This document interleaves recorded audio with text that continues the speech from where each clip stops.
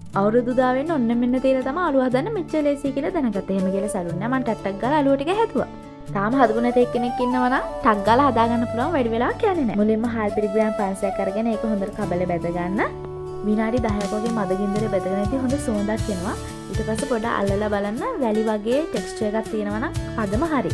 බැදගත්ත හාල් පිටි බැදගත්තේ නැති හාල් පිටි වල වෙනස වලට බලා ගන්න පුළුවන් මෙන්න මේකෙන්. ගොඩක් පාට වෙනස් වෙන්නේ නැතුව මෙන්න මේ වගේ ලා පාටක් එනකම් බැද ගන්න. ඊට පස්සේ තියෙන පැණි එක හදා ගන්න. සීනි ග්‍රෑම් 500ක් පෑන් එකට දාලා ඒක වැහෙනකම් වතුර දාගන්න. පැණි එකෙන් මෙන්න මේ වගේ නූල් ඇදෙන පදම එනවා කියන්නේ හරි.